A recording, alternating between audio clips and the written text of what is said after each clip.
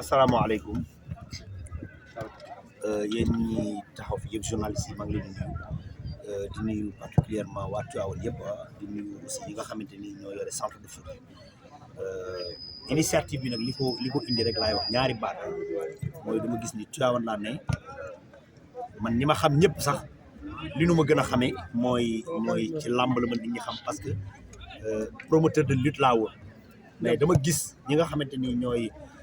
responsable yi nga xam ñoo gérer centre de foot coono bi ñuy daj ci xale yi vraiment damay romb léeg-léeg ci benn centre de foot ba gis mu yore presque lu mat 100 et quelques xale yi bon très sérieusement ma jékki-jékki rek loolu dikkal ma woo sama xarit bi sama rak Aliou Senghor wax ko ni ko vraiment nan laay def ba mën a indi sama touche ci li nga xamante ni mooy école de foot mooy centre de foot bon ñu waxtaan ci vraiment ñu xool centre de foot yëpp ñëw aussi vraiment jàppale ma ci pour ñu def benn tournoi boo xam dañ koy def bu fekkee ni def nañ ko mu réussir incha allahu rabbi dama fas yéene ñu koy def chaque année loolu li ko waral mooy dama bëgg rek promouvoir la jeunesse du Tivaouane parce que jaadu na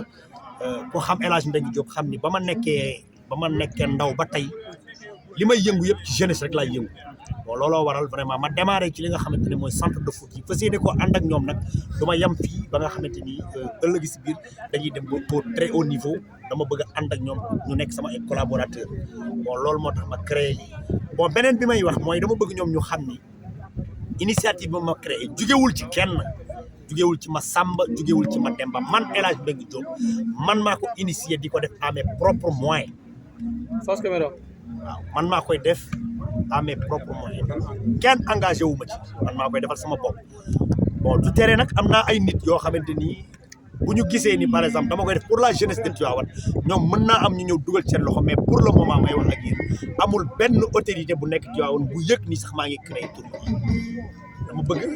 actuellement ni gars yi commencé football bi ma doog a dem waxtaan ak ñoom xamal leen ni leen li may def ñoom laa koy defal parce que la jeunesse de Tivaouane laa koy defal bi ci des ma leen ci woo man bu ma paree keneen koo xamante ni am nga moyen maa ngi lay ñaan nga def comme li ma def pour au moins xale yi di jouer lu bari man peut-être sama ay moyen bariwul moo tax ma def ko tournoi boo xam ne junior kese la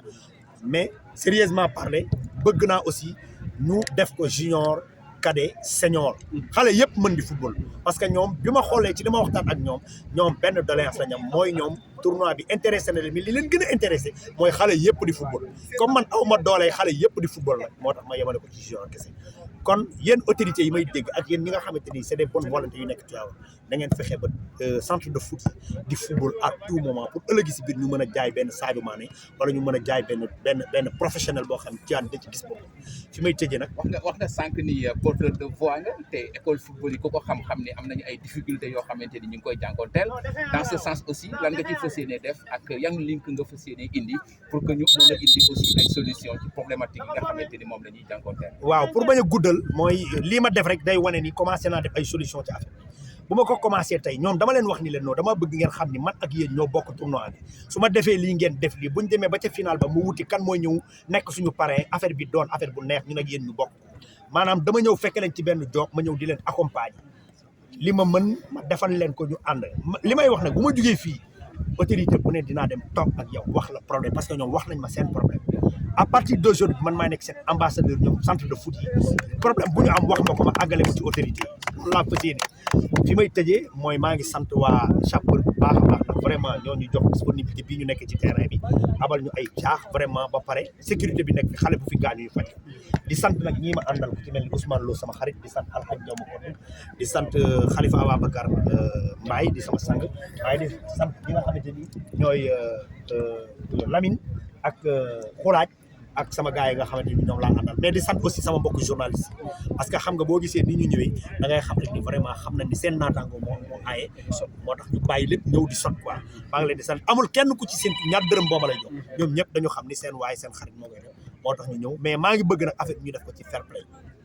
parce que li tax ma woo leen mooy dama ni bëgguma dem ci senior yi parce que mënu ma leen maîtriser mais bu dee junior yi yéenay seen kilifa te yar ngeen leen benn indiscipline fi am looloo waral